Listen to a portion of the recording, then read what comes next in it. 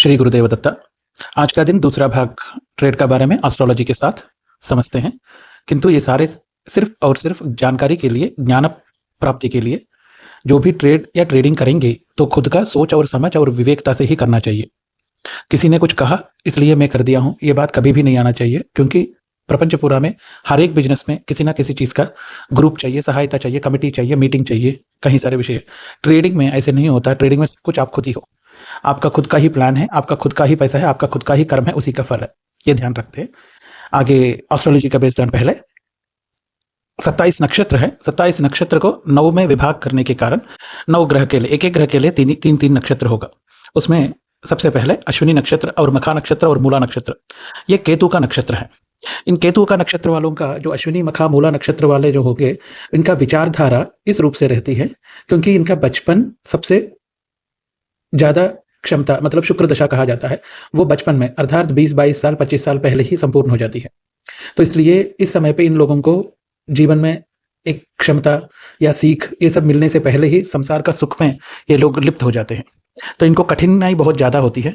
तो पहले अश्विनी मखा मूला नक्षत्र वालों के लिए खुद स्वयं एक प्राणायाम करके या मेडिटेशन करके अपने आप में कंट्रोल रखना चाहिए, ताकि शुक्र दशा जो है वो विद्या पे और ज्ञान प्रदान पे काम कर सके।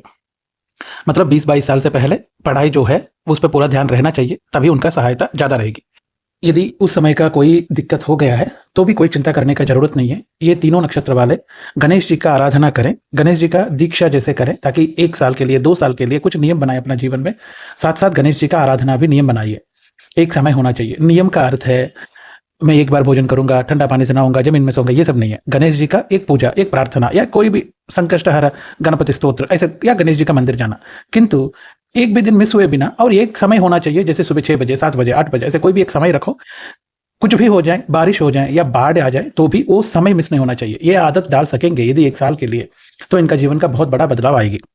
और ये लोग अश्विनी मखा मूला नक्षत्र वाले ट्रेड करना चाहते हैं तो इनका जरूर नियम एक ही है, वो पढ़ाई, पूर्ण रूप से पढ़ाई पे ध्यान देना होता है। मार्केट के बारे में समझना चाहिए। और मार्केट का पढ़ाई के बाद इनके लिए कुछ समय ऐसे होती है जो कि खुद के विचार से ये वे लोग अपने आप को बहुत मेरे को ज्ञान प्राप्त हो गई है ऐसे थोड़ा सा समझ करके ही ऐसे फील हो जाते हैं। वो स्वाभाविक रूप में, कई सारे नक्षत्रों में ये भाव है, इसमें भी ये भाव होती है। तो इसलिए इस वक्त का स्थिति के, ये जो पढ़ाई के ऊपर ध्यान दिए बिना थोड़ा सा समझ करके मुझे पूरा मिल गई है, ये भाव जब आती है तो अभी भी अधूरा है आपका विद्या। जिस दिन और सीखने का है, और सीखना है, और समझ आना चाहिए, और समझना चाहिए, ये जो सोच विचार चलता है, तब तक आप श्रेष्ठ हो, परफेक्ट हो।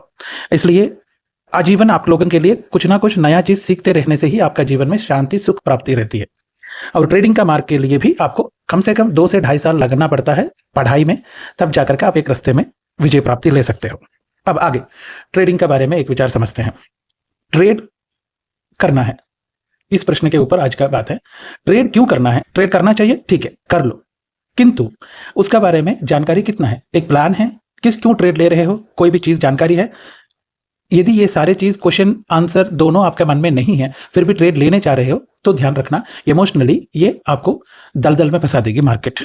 क्योंकि मार्केट ऐसे एक चीज है, विद्यावान को मर्यादा देती है और अविद्यावान को नष्ट देती है।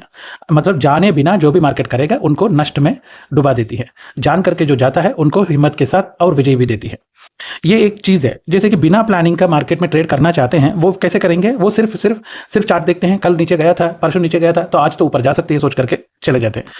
या फिर कोई कैंडल को देख लिया, हाँ ये कैंडल आना मतलब यहाँ से बुलिश इनगल्फिंग है, ये आ जाएगी, तो इसका मतलब यहाँ से ऊपर है, ये भी गलत है। या फिर कोई कॉल है, कहीं से टिप्स मिली है, कोई यूट्यूब वाले ने बोला था, इसको सोच करके करोगे तो उस वक्त ही तक ही वो जानकारी है। 10 बार में 2 बार साथ दे देगी, बाकी 8 बार लॉस हो जाएगा। आप खुद ही देखे होंगे, जहां ट्रेड करने वाले पहले, दूसरा, तीसरा अच्छा से कमाई भी हो जाती कभी कभी, फिर उसके बाद नष्ट शुरू होती है, लॉस शुरू होती है, वो रुकती ही नहीं है, पूरा डुबा के रख देती है।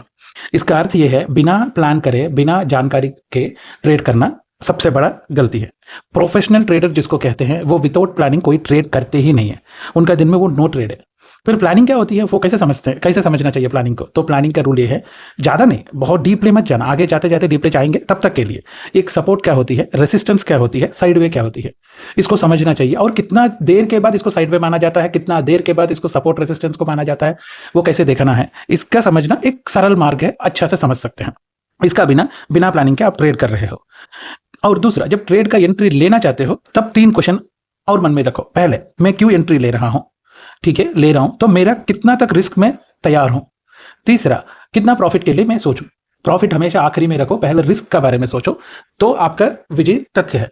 रिस्क अलग होती है और प्रॉफिट अलग होती है, क्योंकि जो रिस्क को संभालते हैं, रिस्क को मैनेज कर सकेंगे, वो जीत जाएगा। प्रॉफिट चलेगा, मेरे पास 1 लाख रुपए का कैपिटल है, तो मैं उसमें से 2,000 रुपए कमा लिया हूं, तो सबसे बड़ी बात है।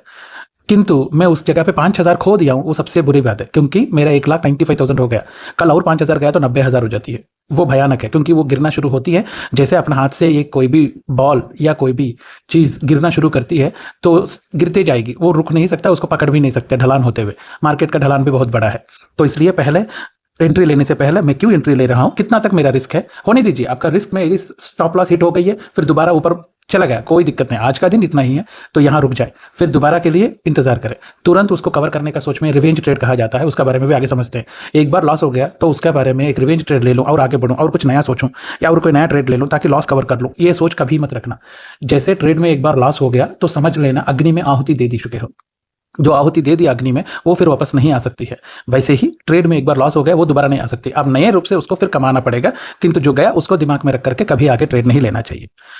इस विषय को ध्यान रखते हुए प्रॉफिट हमेशा नियम रख दोगे तो प्रॉफिट में आपका परफेक्शनिज्म हो जाना चाहिए। वो क्या होता है, प्रॉफिट में मेरे 2% है, 1% है, किंतु मैं उससे ज़्यादा का विचार अभी नहीं रख रहा हूँ। कब तक नहीं रखना है, जब तक मुझे 3-4 साल का एक्सपीरियंस, अन्यथा मेरा जो कैपिटल का 2 गुना हो जाए। मैं 1 गुना नहीं बोल रहा हूँ, 2 गुना। मैं 1 लाख रुपए का कैपिटल है, तो मैं 2 लाख रुपए का प्रॉफिट कर लूँ, तब तक मुझे ज़्यादा प्रॉफिट के बारे में नहीं सोचना चाहिए और लॉन्ग ट्रेड्स के बारे में नहीं सोचना चाहिए। तब आपका रिस्क मैनेजमेंट सही चल रही है, तब तक बहुत अनुभव आ जाएगी। इसलिए ठीक है, ये तीसरा विषय पे रिस्क कंट्रोल सबसे पहले प्लान करना चाहिए, अन्यथा वो रिस्क आपको ऐसे घेर लेगी, बहुत भयानक स्थिति में घेर लेती है। लॉस होना कोई बड़ी बात नहीं है, वो दोष भी नहीं है, ठीक है, कभी कभी ट्रेड में लॉस हो जाए, लॉस होना कोई बड़ी बात नहीं, किंतु बर्बाद होना मतलब समझ लो ये गुनाह है मार्केट में। कोई भी खुद मैं बहुत लाखों रुपए नष्ट कर चुका हूं बोलता है ना, वो गुनाह किया है, गलतियां नहीं किए हैं। जो गलतियां करता है वो रिस्क में लॉस हो गया, मैंने ये गलती है, ये ट्रेड नहीं लेना चाहिए, ले लिया, बस इतना ही है। तो स्टॉप लॉस तो है सामने, हिट होकर के बाहर आ जाओ, क्यों सोच रहे हो आगे और बढ़ रही है, कोई बात नहीं, थोड़ा सा नीचे जाकर फिर ऊपर आ जाएगी। कोई सपोर्ट दिख रही है, बिल्कुल नहीं, सपोर्ट आज दिख रही है, नहीं दिखेगी, कल सपोर्ट टूट भी सकती है, रेजिस्टेंस टूट भी सकती है। तो इसलिए आप जो ट्रेड ले रहे हो उसमें लॉस है, तो लॉस से ही बाहर आना गलती है, कोई दिक्कत नहीं है। गलत ट्रेड ले चुके हो तो ट्रेड से बाहर आ जाइए स्टॉप लॉस के साथ। आगे बढ़ना पड़ा तो बर्बादी है, यदि बैंक करप्ट हो गया तो। इसलिए हमारा कैपिटल कभी भी नष्ट नहीं होना चाहिए।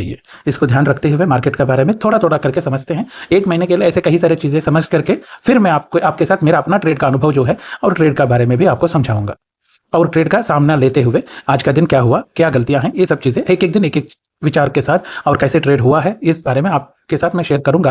परंतु उससे पहले 1 महीने का जो चीज़ है, छोटा छोटा बात है, बड़े बड़े बातों में मत जाइए। वो क्या होता है, गामा क्या होता है, ये सब चीज़ें अभी नहीं चाहिए। अभी हम शुरुआत में हैं, छोटा सा शुरुआत ढंग से करेंगे, फिर उसके बाद आगे बढ़ेंगे। ठीक है, श्री गुरुदेव दत्ता।